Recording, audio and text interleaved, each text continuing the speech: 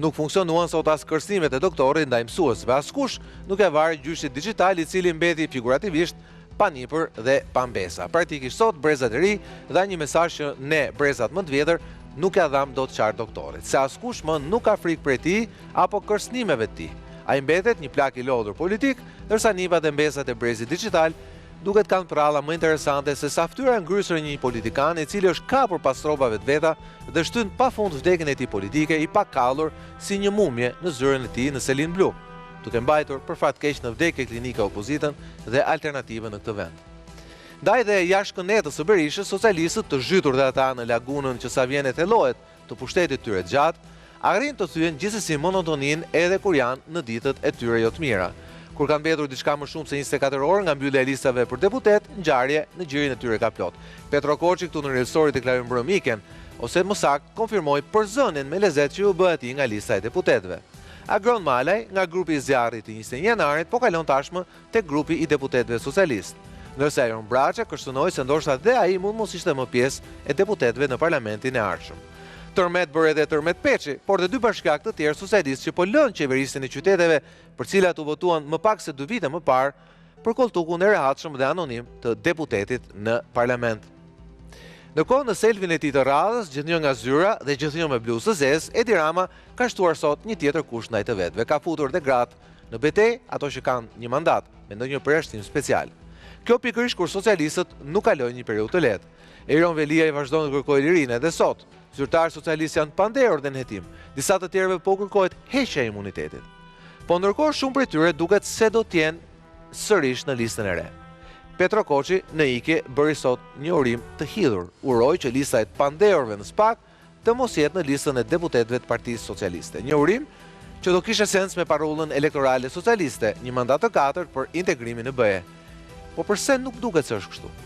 Për këto do të flasim sot. Sigla.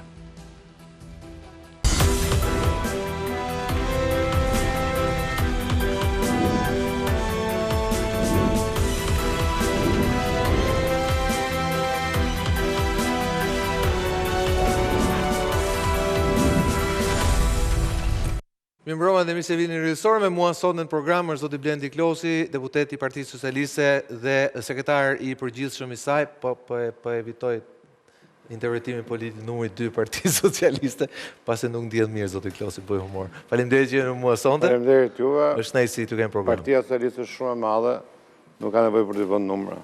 Vërtet është. Skënder Mexhoshi me mua mbrëma Skënder. Mbrëma.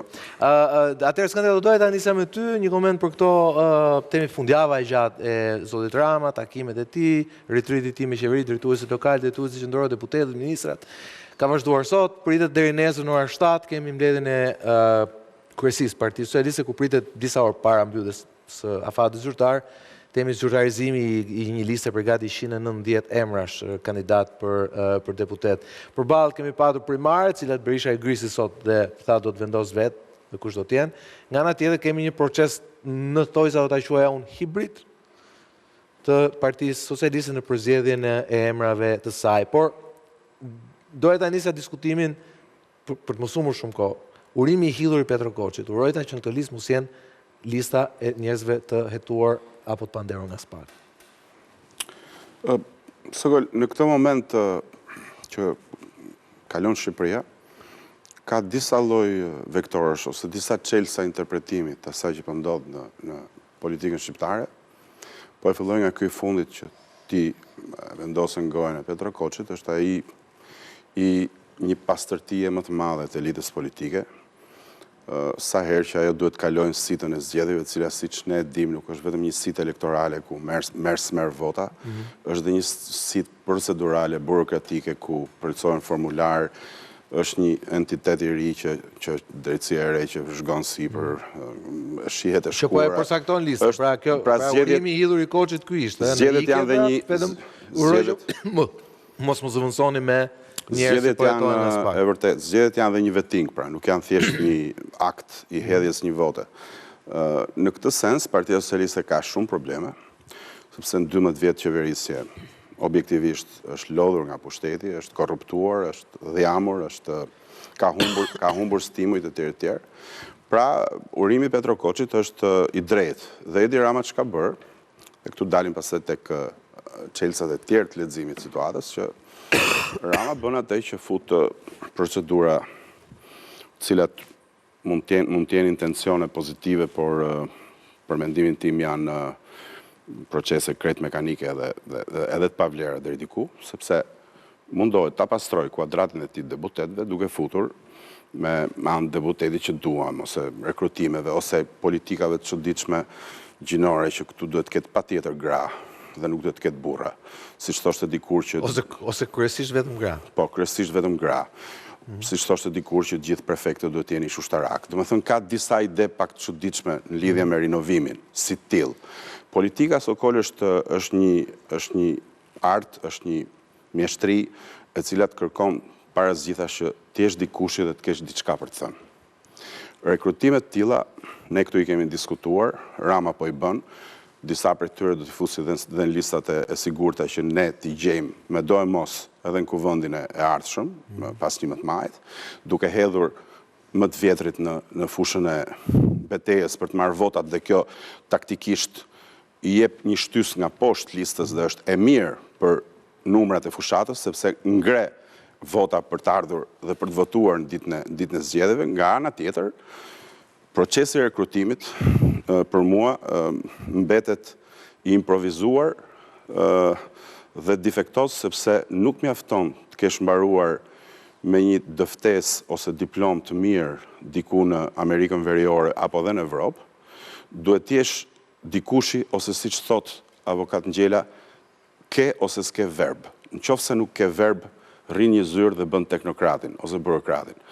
Tani ti rekrutosh si tillë dhe ti vësh etiketën politikan duke i hedhur në jetën parlamentare që ne e dim se sa gumzhicë është dhe se sa e kacafytshme është disa herë, mua kjo më duket një eksperiment, e thash, mekanik. Mund të jetë i shëndetshëm sepse mund të largoj disa emra që vërtet mund të kishin dhe mund të kenë probleme me SPAK-un, aktualisht ose edhe në tarmen. Të shikojmë. Pasi mua nuk më rezulton tamam kështu. Unë do të doja të shihja... Nuk po them që është mirë apo është keq, pasi Sicili është i pafajshëm deri në... Kemi një zyrtar të lartë partisë, unë do të doja të shihja që ajo Seli kishte pak më shumë jetë, pak më shpesh, jo si kur ndodhi që e goditën me... i shkoj opozita dhe i hidhte flak të Kobori dhe ne dy bëm batutën e shëmtuar pse e godasin këtë godinë, se Edi Rama nuk ka nej probleme të. Pra, e bërë e tjetë, jo. Ideja ja vërtetë se s'është problem. Të ngritën disa tezat për cilat natyrisht ka nevojë për diskutim. Unë e kuptoj që në disa pozicione kërkon gjithmonë të kesh një lloj opozite, të kesh një lloj kritike, edhe tu s'kam çka komente të bëj, po për sa i përket atyre që u thanë, padyshim do doja të thoya diçka disa. Partia Socialiste vjen në këtë garë me e freskët për të marrë mandatin e 4.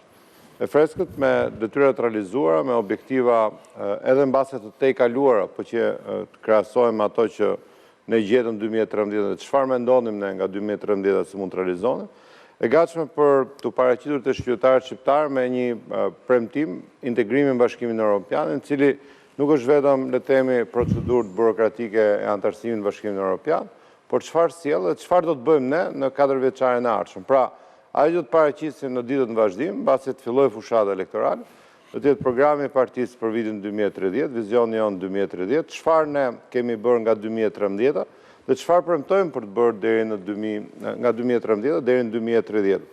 Pra, Partia Socialiste nuk vjen si një godinë e mbyllur, si u thatë, vjen mbas një përpjekje gjatë brenda vetes saj për ta riformuar këtë parti, për të bërë atë që Partia Socialiste ka ditur gjithmonë ta bëjë shumë më mirë se sa të tjerët, që të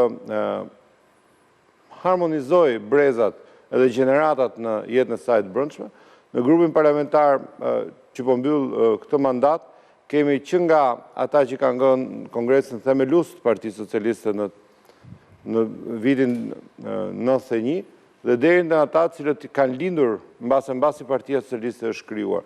Kemi të disa gjeneratave në atë grup parlamentar, jetojmë gjithë së bashku, përpiqemi gjithë së bashku, realizojmë së bashku jetën parlamentare. Dhe Partia Socialiste, në fakt, nuk e ka mohuar që kur mbaruam zgjedhjet e 2021-shit, filluam punën për 2023-shin, sa po mbaruam zgjedhjet e 2023-shit, këtu e kemi diskutuar, nuk ka qenë as pak sekret, që nevoja për të transformuar, nevoja për të hapur, nevoja për të pranuar elementri, nevoja për të pranuar njerë djemë dhe vajza të rinj, ka qënë mëse e nevojshme për Partinë Socialiste. Dhe sa po mbaruam zgjedhjet 2023, me gjithë se patëm rezultat spektakolar, fituam 55 nga 61 bashkitë të vendit, ne u hapëm, ndryshuam drejtuesit politik në disa qarqe, ndryshuam pozicionet tona, hapëm... Kishin bete me njëritin se sa me ju. S'ka rëndësi kjo. Dakor, ju bët punën tuaj, jam Ne dakor. bëm tonën, pra nuk ngelëm për të thënë që jemi shumë mirë me partinë opozitare dhe trim kështu si që jemi. Dhe me thënë vërtetën, nuk është se situata ka ndryshuar shumë. Vitit kaluar, të paktën në këtë tryezë ne e kemi të mbyllur hesabin çfarë është Partia Demokratike. Janë disa gjëra. Por ajo që ta them diçka pra se do të dalë tek ajo që tha Mendxhozi. Pra, në 2024 në gjatë gjithë vitit u morëm me rienergjizimin e Partisë Socialiste. Transformuam plotësisht të gjithë strukturën e Partisë Socialiste. Zgjodhëm bashkëkryetar të rinj në çdo organizacion, 5500 organizata, sot janë nga i burri grua, në përgjithësi të gjithë të rinj. Zgjodhëm delegatë e Kongresit, të gjithë ata që u zgjodhën nga delegatëve një antar një vot, u zgjodhën delegatë të rinj, 95% e Kongresit janë njerëz të rinj. Zgjodhëm në Asamblenë Kombëtare, ata që zgjidhen prapë nga Kongresi. Asambleja Kombëtare mbi 90% janë djemë dhe vajza që s'kanë qenë më përpara në asamble. Pra, nevojën për të reformuar, nevojën për të transformuar, nevojën për të pritur element të ri, është pjesë e organikës Partisë Socialiste. Dhe unë vetë, kur kam hyrë në këtë parti, hyra si nevoja një momentit caktuar në parti, ku Vatos Nana thiri një grup zëvendësministrës në atë kohë, pra njerëz që vinim nga jashtë jetës politike, mua, Bemblushin, Andisa Rasanin, Shpëtimi Dryzin, disa kolegë kemi qenë në atë kohë, që filluam një karierë politike dhe disa ecën, disa do në vazhduan, disa e ndërpret. Pra kjo është Partia Socialiste, kështu kemi funksionuar. Ndërkohë kampi tjetër ka Sali Berisha ka po të njëjtë administrator që ka pasur një mbajmend kryeministri që 92-96, pra qeverisja e parë e Sali Berishës.